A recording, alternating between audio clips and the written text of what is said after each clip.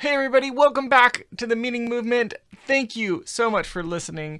I'm your host, Dan Cumberland. Today we're talking about one of my favorite things, doing an annual review. I am going to, and this is a very practical workshop-like session, I'm going to be walking you through my process that I do for myself, that I've done with clients, give you some tools, give you some questions to ask yourself to reflect on where you've been so that you can better set your trajectory on where you're going. I feel like this is timely at the end of the year to do this kind of reflection, though you can do it any time of the year. So here's the roadmap for today's episode. First, we're going to talk about why you should think about doing an annual review. Then I'm going to talk through the seven steps of going through that process. I'll also have a link that you can go and download my template, my exercises, and have all of this in front of you as you go. So if you want, you can go ahead and get that. You can go ahead and get that right now if you want to go through it and do it in real time, or I can talk you through it. You can take it, journal it, do it however you want, whatever suits you best. You can find those templates, my annual review guide, at themeaningmovement.com/review22, the word review and the number 22. So with that, let's go ahead and jump right on into the material. First, let's talk about what is an annual review. An annual review is simply just a time of reflection where you look back on what happened over the past year. You can go back further if you'd like, and you do it regularly. Annually. Why would we want to do this? Why would you want to subject yourself to such I wouldn't say self-criticism, self-analysis? There's a handful of reasons. First, it gives you context for your business and your life.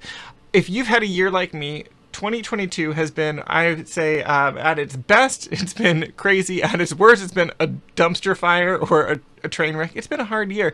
You can listen back through the podcast, and as I've reflected on some of this, there's been a lot of loss, a lot of grief. But in conjunction with that, there's been a lot of good things. How do you hold both the good and the hard at the same time? Doing an annual review helps you with that process. It helps you contextualize where you are so that then as you enter into a new space, enter into a new year, you can put your goals, your vision for where you're going in the context of what has happened. That does a bunch of things for you. It helps you first, it helps you course correct. So it helps you note where you're going, where you've been, and maybe where there are gaps or changes that you need to make. Secondly, it makes your goals, any changes that you're wanting to make in the new year, more effective and meaningful. Thirdly, it helps you find meaning and fulfillment in everything that you've done over the past year. Just to be able to note your experiences, note your progress, all of that is really, really helpful and meaningful. And then fourth, it just frees up space, especially if there's hard things, especially if there's challenging things. These things can kind of weigh us down. And by reflecting on them, processing them, looking at your year mapped out in front of you, like we're going to be doing here today, it helps you create space to really wipe the slate clean, right? Get out your dry erase marker and wipe it off all the marks from last year so you can then start fresh, start new, and find freedom in that. So those are some of the reasons that I believe that annual reviews are a really helpful and productive activity, something I try to do every year, sometimes more than once a year. So with that, we're going to jump into just step by step how to go about doing an annual review effectively. First, the very first step is just to set your intention. What are you trying to get out of this annual review? What is it that you're hoping to gain? Is there some sort of clarity that you're looking for? Is there some sort of problem that you're hoping to resolve? What is the best possible outcome? Having that in mind as you start just helps you as you go through all the steps to really get that outcome on the other end. So that's the first step. Set your intention. So if you're following along, write that down at the top of your journal page or your exercise worksheet. What is your intention for doing this annual review? So the second step in this process is to choose your areas of focus. The areas of focus, they're like lenses through which you're going to look back on your year, or you could think of them as like buckets that you put your activities and things that you've done into. These could be anything. They're going to change from person to person, so they need to be unique to you. Choose the ones that fit you best. I'm going to give you some options here that you can choose from. You can add your own, choose what works. I would suggest you have 5 to 7 or so, but whatever works best for you is best for you. Some of the options are things like work or business or career, your health and fitness, your community and relationships, your family. You can even break family into subcategories. If you have a spouse or a partner or children, you might want to focus on each one of them as their own category as you look back through the year. Your faith and spirituality, your finances and money, your hobbies or passion projects or volunteer opportunities. So the task here is to choose your categories, choose the lenses that you're going to put on as you go through this process. So right now, even you're watching, listening, hit that pause button and write this down. So first, we're writing your intention. Secondly, you're choosing your 5 to 7 categories that you're going to use for your life as you look back over the year. Hit the pause button, write those down, and then we'll continue on. We'll get right back to our conversation, but I wanted to give a quick shout out to our sponsor. This episode in this season of the podcast is brought to you by 923.co, a web and mobile app development team that I have been working directly with for more than a year, building VideoSnap. VideoSnap.io, if you don't know, is the software that I built to repurpose long-form speech-based content, like this podcast, into short-form, viral-ready videos. Think TikTok, YouTube Shorts, Reels, etc. If you're making content and you want to be found in the algorithms, you should be using VideoSnap. I've been building directly with 923, and they are a phenomenal team with a strong track record of building high-quality apps. They've built more than 50 apps. Those apps have gone on to do more than $1 billion for their clients, which is incredible. I'm also now contributing to their team in a product strategy role, which means if you have a dream that you want to realize with software, not only should you talk to 923 because they are so good at software, but I could help you directly build that with them. Go to 923.co, all spelled out, 9networtree.co, and find out more. Thanks so much. Now back to the show. The third step in this process is to create a timeline of your year. I do this by taking a 5x7, an 8.5 by 11, a normal size piece of paper. What's a normal size piece of paper? I'm blanking on it. Drawing a line across it, landscape the long way, right through the middle. The beginning of that line will be a year ago. It doesn't have to be exactly a year. If there's some major events in your life, you can go back a little further or whatever works best for you. And then the end of that line being today. And then go through your calendar, and on that timeline, you want to mark the major events. Part of what you're doing here is filtering out all of the things that you did and choosing, here are the ones that stand out. Here are the ones that are memorable. Here are the ones that need to be marked. You can't fit your whole year onto one piece of paper. So you have to do some choosing here. And this is where these lenses can look best. When you look back on your last year of health, what are the highs and lows of your health? If you look back on your relationship, what are the highs and lows of your relationship? What are the major moments of your relationship? On that line, above the line, for every event that's positive, it goes above the line. For every event that's negative, it goes below the line. In the template that I give you, I have an example of what this will look like all filled out. There's some events that will exist above and below the line because they're complex. They're good and they're bad. Or maybe they were painful at first, but then a lot of good came from them. So the higher up above the line they are, the better they are. So the best moments are going to be really towards the top of the piece of paper. The worst, hardest, most painful moments will be down at the bottom of the paper.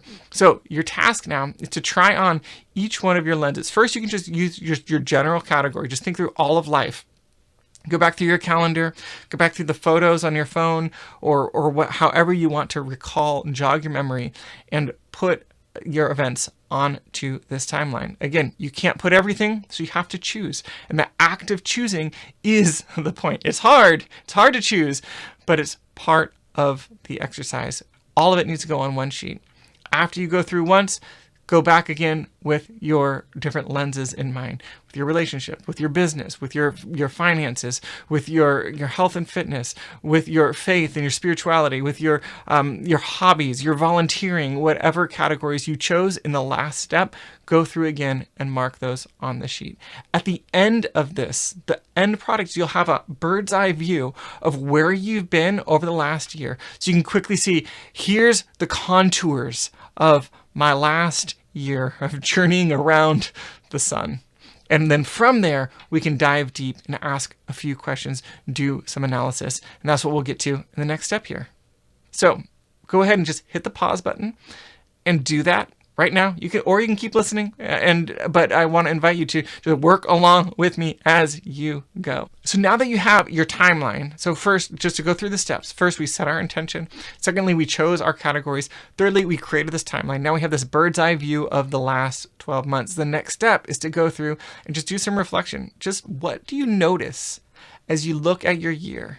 I always find it to be really surprising what emerges. There's always things that stand out to me. And that's the first question that you want to ask. What stands out from your year? Maybe there's events that are bigger than you thought they'd be, or maybe there are events that aren't on here at all that you thought would be on here. And think through, what are the surprising things? What stands out? What doesn't make sense? All of these questions are for you in the review guide at themeaningmovement.com/review22, review 22. But I'm giving them to you now in case you're following along. So you can get some bonus questions. If you want to go deeper with this, some bonus points, take this sheet, this timeline, to someone in your life and ask what they see. Ask them what stands out to them. Ask them what doesn't make sense to them. Ask them what surprises them.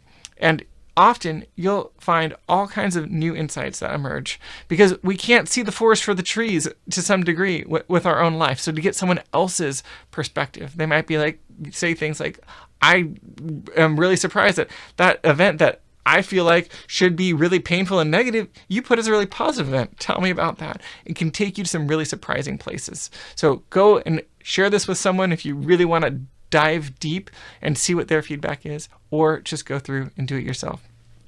The fifth step we're going to move on to now. The fifth step in our process, now that we've taken this bird's eye view, we have this map in front of us, is to go back to those categories and give yourself an overall health score at this moment, knowing where you've been over the last 12 months. What, on a scale of 0 being incredibly unhealthy to 10 being perfect, peak health, what score would you give yourself for each area of your life?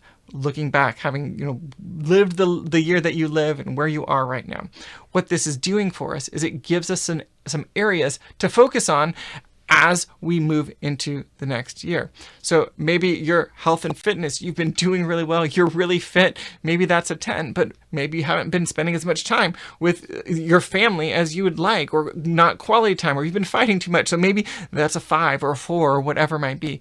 In the templates at themeaningmovement.com/review22, there's this very cool diagram that you can fill out to help you get a bird's eye view of your overall health score, a health matrix, if you will. But you don't have to use that fancy tool. You can just write a number for yourself. But what this is doing for you is it's helping you identify where you've been doing well and where there are gaps. So that then as you think through moving into your next year, you can think about how to close those gaps. And so that's the fifth step, assessing your overall health. The sixth step is one of my favorites. Now that we have your overall health, now that you have your timeline laid out in front of you, I want you to ask a few questions. You don't have to look at your timeline to do this, but just with all of this data that you've collected, all this information now that you have at your fingertips about yourself and the year that you've lived, to ask a few questions. Again, these are in the review guide at themeaningmovement.com/review22.